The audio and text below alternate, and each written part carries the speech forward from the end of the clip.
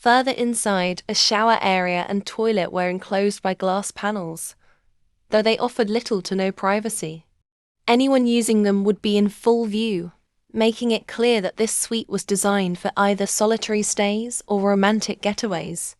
Only then did she notice the marble partition around the tub. A curtain had been neatly tucked into a corner, and upon closer inspection, she saw a track on the ceiling, allowing the curtain to be drawn for some level of privacy. However, it didn't seem particularly effective.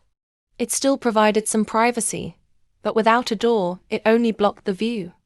Anyone could walk in and out at any time.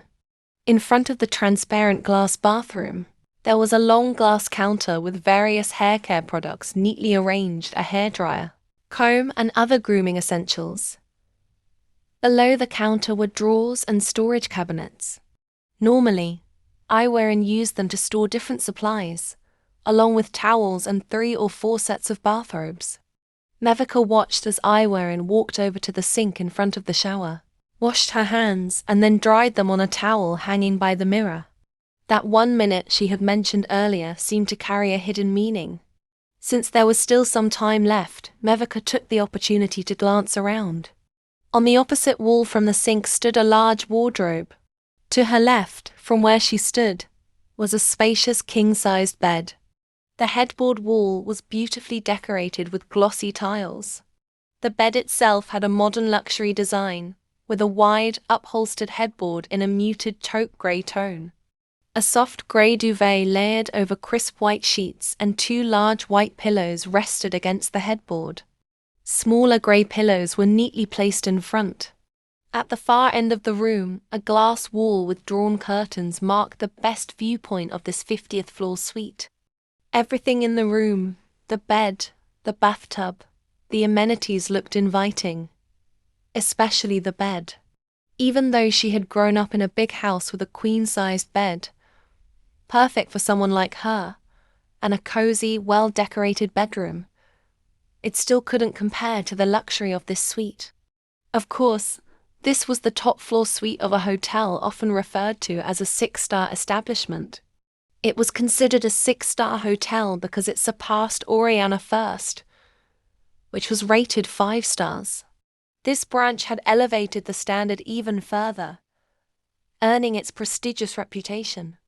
As she walked toward the foot of the bed, wondering what she would actually use in this lavish room tonight, she suddenly felt arms wrap around her from behind. A whisper brushed against her ear. "Time's up." Aiwarin gently touched Mewika's earlobe. That touch made Mewika close her eyes. Her heartbeat, which had returned to normal for about 15 minutes, from the bar on the other side of the hotel to this suite, was now becoming erratic again. Aiwarin's lips brushed against the back of her ear. Whisper brushed against her ear. "Time's up." Aiwarin gently touched Mewika's earlobe. That touch made Mewika close her eyes. Her heartbeat, which had returned to normal for about 15 minutes, from the bar on the other side of the hotel to this suite, was now becoming erratic again. Aiwarin's lips brushed against the back of her ear, trailing slowly down the length of her slender neck before pressing a kiss onto her shoulder. She knew exactly what was about to happen. After all, she had willingly followed Aiwarin up to this room. With just a gentle turn of her shoulders, she found herself facing Aiwarin, ready for the kiss that soon met her lips. The kiss that had been interrupted in that small private room of the pink-hued bar was now reignited in this grand, luxurious suite, just 2 steps away from the waiting bed. She let go of all hesitation. Whatever happened, let's happened.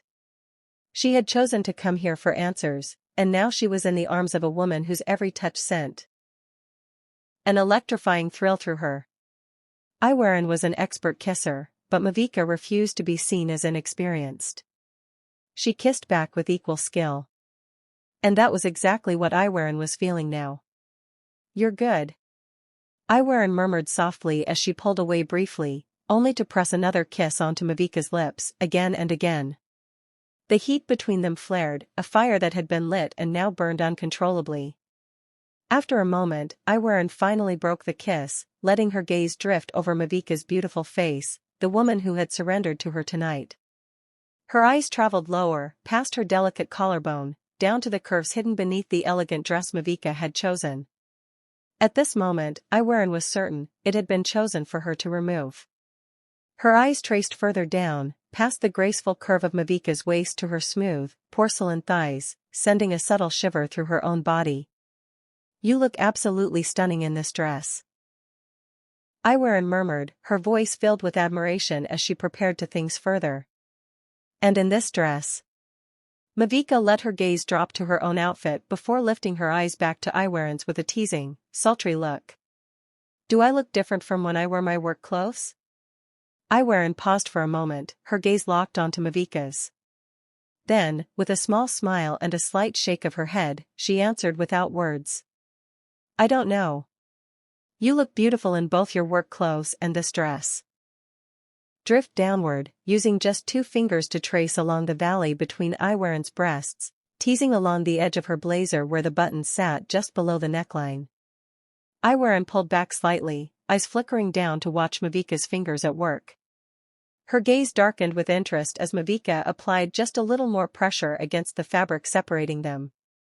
Then, with a slow, knowing smile, Aiwarin reached up and unfastened the top button of her blazer.